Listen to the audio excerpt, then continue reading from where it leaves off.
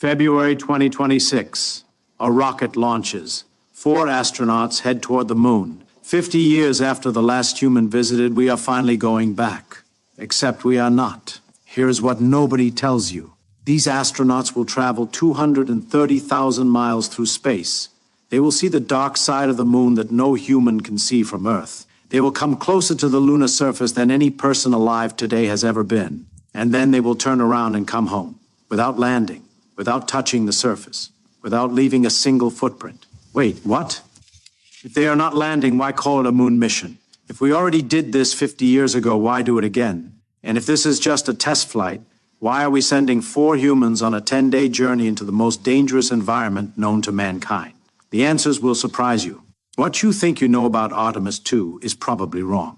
And what this mission actually does is far more interesting than any moon landing. Stay with me for the next 10 minutes. I am going to break down everything. The spacecraft they are using, the dangerous path they are taking, the 4 incredible people risking their lives, and why this mission could change space travel forever. If you love space and want to understand what is really happening, hit subscribe and support this channel. Like this video so others can find it. And watch until the end because the last section will change how you think about the entire mission. Let us begin. When you hear Artemis II, your brain immediately goes to Apollo.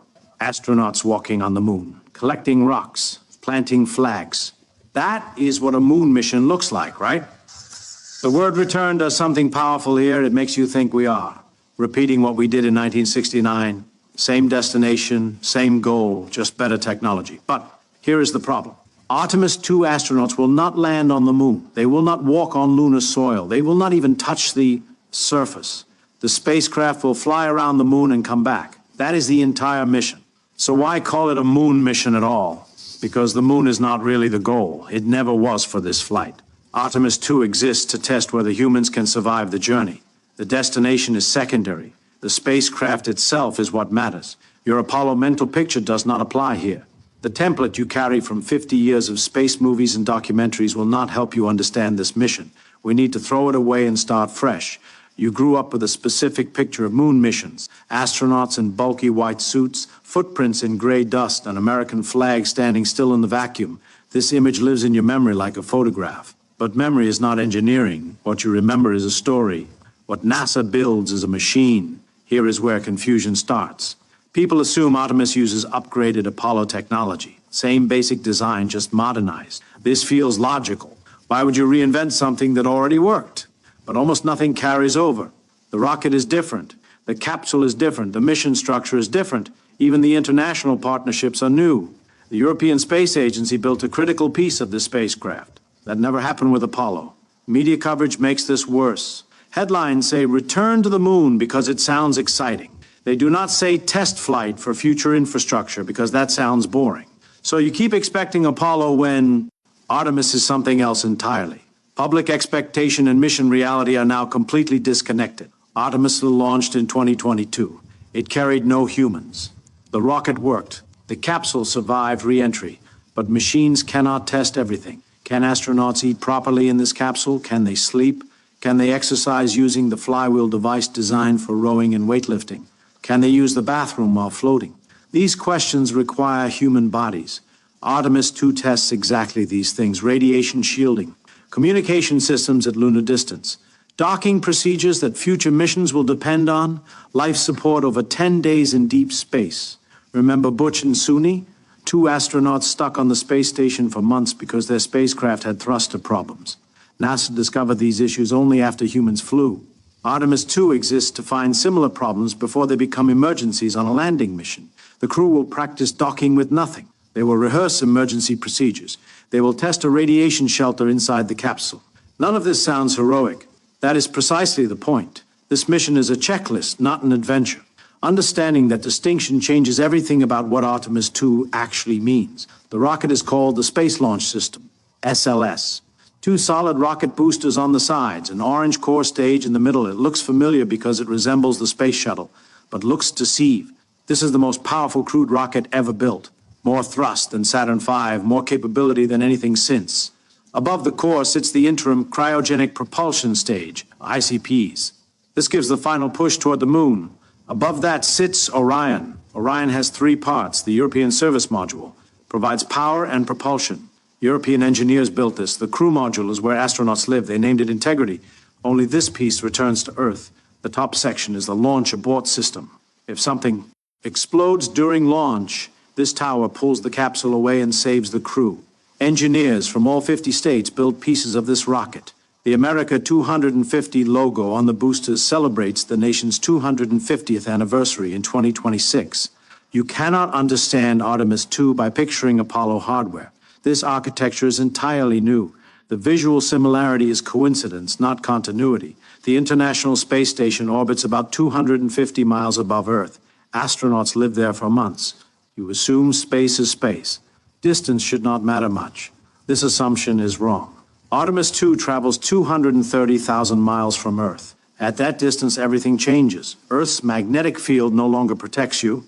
Radiation from the sun hits directly. Temperatures swing between extreme heat and extreme cold. The ISS sits inside a protective bubble. Artemis II leaves that bubble entirely. No human has experienced these conditions since 1972. 50 years of space station experience does not prepare anyone for this. Communication delays increase. If something breaks, mission control cannot respond instantly. The crew must handle emergencies with less support. Orion carries a radiation shelter. Astronauts will test whether it actually works when solar events occur. This is not theoretical. Radiation exposure is a real threat on lunar missions. Your intuition treats all space as identical. Deep space disagrees. The hostility beyond Earth orbit is precisely why this test flight exists before any landing attempt. The spacecraft flies to the moon but never lands. This feels like failure. Why travel so far and not touch down? The answer is gravity. Artemis II uses a free return trajectory. The moon's gravity bends the spacecraft's path. Earth's gravity pulls it back. No engine burn required for the return trip. If everything fails, physics alone brings the crew home. This is not accidental. This is deliberate safety design. Apollo 13 astronauts survived because of this exact trajectory. After their oxygen tank exploded, they could not make normal course corrections. The free return path saved their lives. Artemis II follows the same logic. On a test flight, you assume things will break. You design the path so braking does not mean dying. The closest approach is 4,600 miles from the lunar surface, far enough to stay safe, close enough to experience the far side of the moon that Earth never sees. Landing requires additional spacecraft, additional fuel, additional risk. That comes later. First, you prove the journey itself works. 4 astronauts, 10 days, 1 capsule named Integrity. Reed Wiseman commands the mission. 27 years in the Navy, 167 days already spent in space. Victor Glover pilots. He flew 40 aircraft across 24 combat missions. Christina Koch holds the record for longest single spaceflight by a woman, almost 1 full year. Then there is Jeremy Hansen, Canadian astronaut, physicist, fighter pilot. This will be his first spaceflight. His first trip to space is a trip around the moon. These are not adventurers. They are test operators. Each person has specific tasks. Check this system, run that procedure. Document everything. The mission launches from Kennedy Space Center, Launch Pad 39B, the same pad that launched Apollo 10. The window opens February 5th, 2026. 2 minutes after launch, boosters separate. 8 minutes in, the core stage falls away.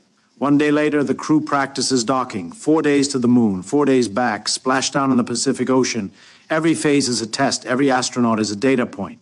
You started with a clear picture, moon mission, astronauts landing, flags and footprints. That picture is now broken. Good. Artemis II is not a repeat of Apollo. It is not a landing mission.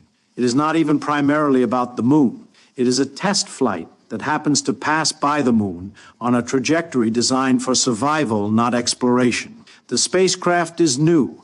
The architecture is international. The crew are system. Testers wearing spacesuits. The destination is secondary to the data.